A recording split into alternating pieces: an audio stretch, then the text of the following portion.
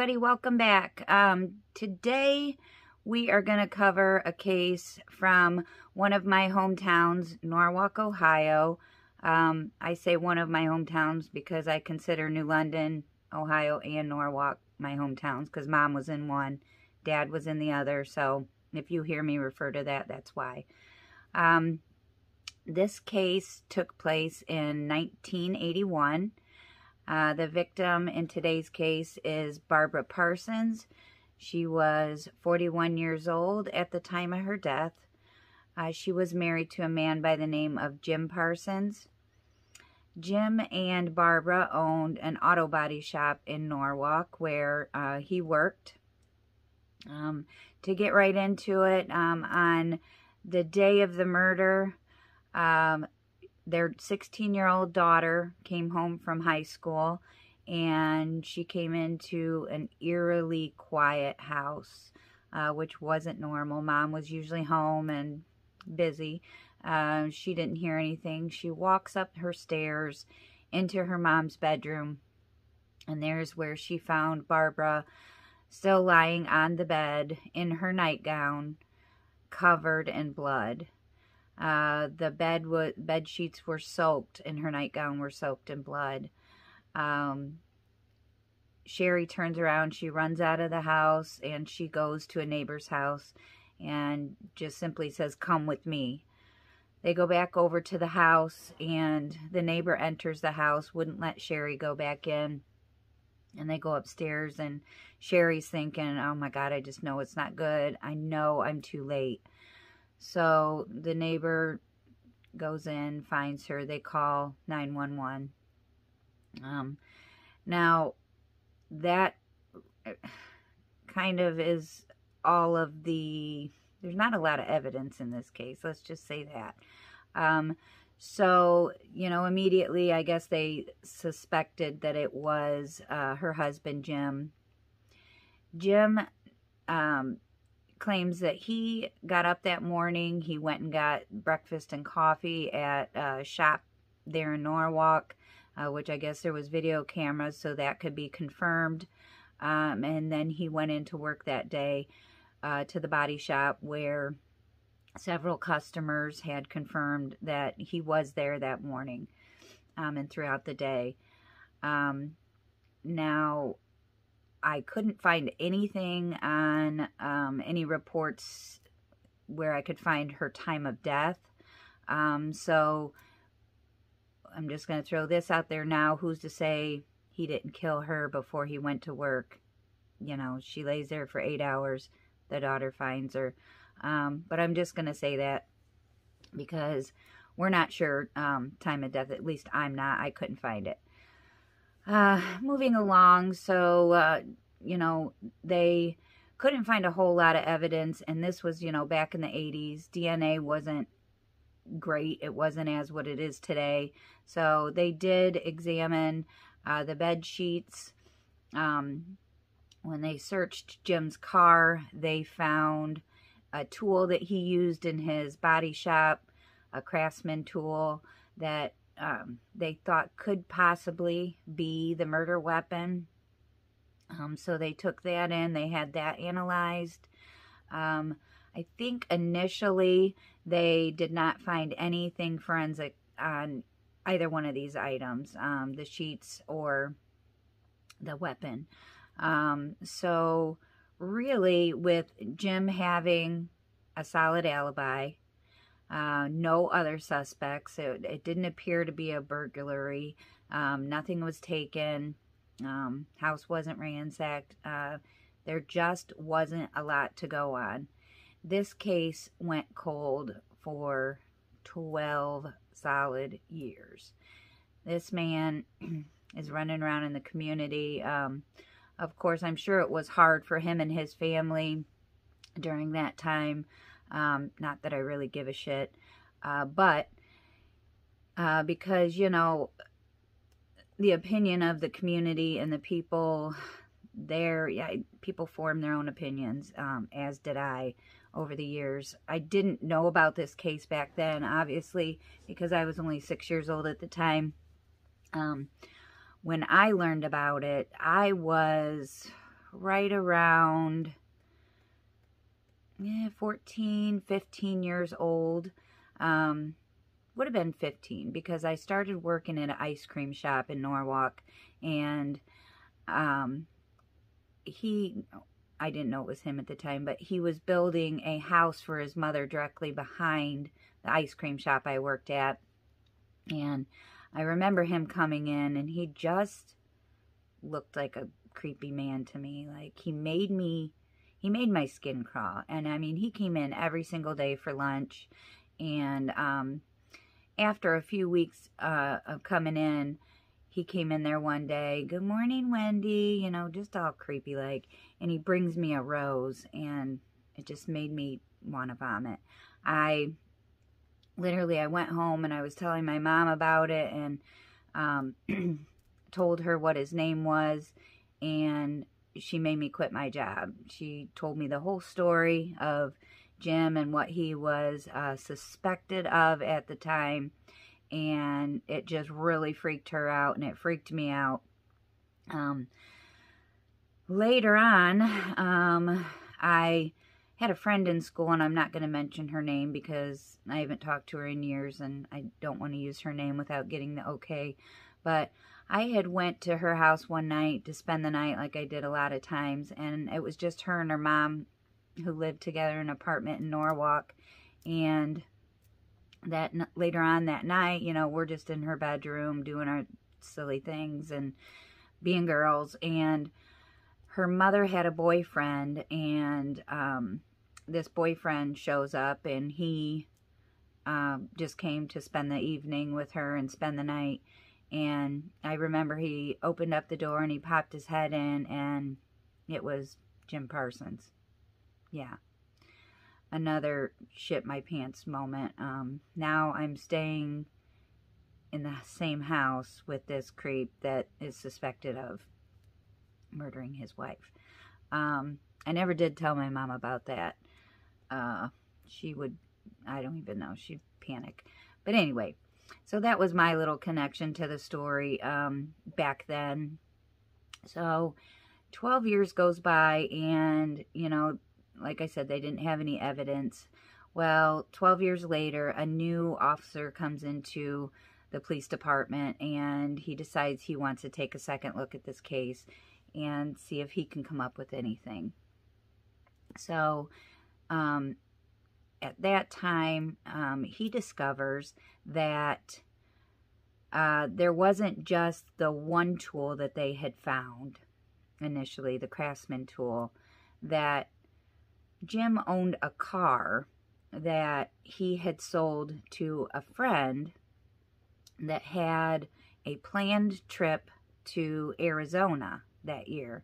And they believe, the new officer believed, that Jim hid the actual weapon that he used to murder his wife in this car, knowing that his friend was going to buy the car and take it to Arizona, and poof, the murder weapon is gone. So that wasn't the case. Officers jump on a flight to Arizona, and they recover this weapon from this man.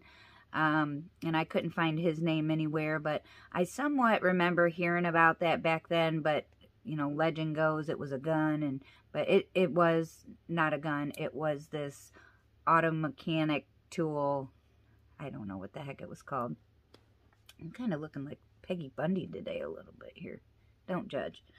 Anyway, so they bring this back. They have, you know, since DNA had progressed over the years, they decided to have this new weapon, the old weapon, and the bed sheets in her nightgown reanalyzed. And this time around, they used a new forensic scientist by the name of Yezzo, Y-E-Z-Z-O. I hope I'm saying that right, in the case. And now she claims to have found evidence in the way of from this weapon having imprinted on it the word Craftsman, that she said that she could see on the sheets on the bed that there was imprints of those letters, but she forgot to take pictures. Yeah, that's a little shady, but so that goes on. At that time, let's see, this was 1993. They finally feel like they have, even though the case was mostly circumstantial, they feel like they have enough to arrest him. So 1993, they arrest him. The trial gets started. His lawyer is claiming there's no evidence that, this other weapon was not involved. No weapon was involved that was in Jim's possession. That he had this solid alibi. The prosecutor, on the other hand, has his witness for the state, this Yezo, forensic scientist, and the trial goes on for several weeks, and it turns out that Jim was convicted of slaying his wife in 1981, and he was sentenced to life in prison. So, Jim Parsons goes to prison. Okay, everybody thinks, okay, done, over with. Majority of the people, if I have to say, I think we're in agreement with that judgment, but his family was not. They were furious. They were like, where did this come from? Who is this Yezo lady? She came out of the blue, and all of a sudden she's finding stuff, evidence that wasn't there before, but oops, she forgot to take pictures. So she really didn't have any evidence of the evidence. It was just hearsay. So, the daughter that had found Barb, her mom, so many years ago, she stood by her dad's side, and she knew that this isn't something that he would ever do to his wife, even though they may have been having marital problems at the time. So she stood by his side for many, many, many years. Moving ahead a little bit, in 2013, Sherry contacts the Ohio Innocence Program, and she has them start looking into this case. So this is when things start getting a little questionable. It even made me, I'm just learning about all this too, it made me really question, even though I still think he did it, but it still made me question. So the Ohio Innocence Project discovers some unsavory things about this Yezo, the forensic scientist. So I guess there was a period during, not during the trial, but right before the trial started, that she was having some pretty wild behaviors at work. She was threatening people at work. She was threatening to kill coworkers. She just was acting like a complete psychopath. She just was getting into a lot of trouble, and she ended up being suspended while they were investigating all these things on her. And so the prosecution side did not disclose this information when they had her testify on the stand. They kind of kept it secret, which is not allowed, obviously. It should have been disclosed to the other side so that they could handle it appropriately. But like I said, she was suspended, and oddly enough, the day before the trial began, she was reinstated to go ahead and testify, and her evidence was allowed to be shown. Not shown, because she didn't have pictures talked about. So this caused a lot of issues because, when stuff like this comes up, it really makes you question the whole shebang, because you pray that these people are being honest up there when they're telling you, especially somebody in her position, and it just threw up a lot of red flags, and people began to really question, you know, including the judge, who, after Parsons sat in jail for 23 years, he overturns his conviction. Now, wow. So, also, Parsons, being 78, 79 at this time, was a very sick man. He was diagnosed with terminal cancer. He had very bad Alzheimer's. So he was dying, essentially. I don't really give a shit. I don't think that should matter.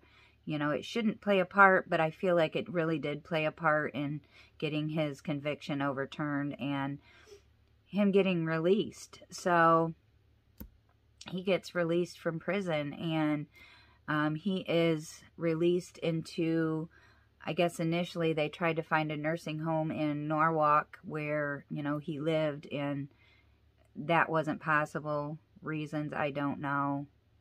I wouldn't take him into my nursing home, but, you know. So he ends up going to a nursing home in Sandusky, Ohio called Concord, which I'm very familiar with. I didn't work at the nursing home in Concord in Sandusky, but I've worked in 2 other Concords, and these facilities, they take a lot of bad behavioral patients. So I don't know what kind of patient he was.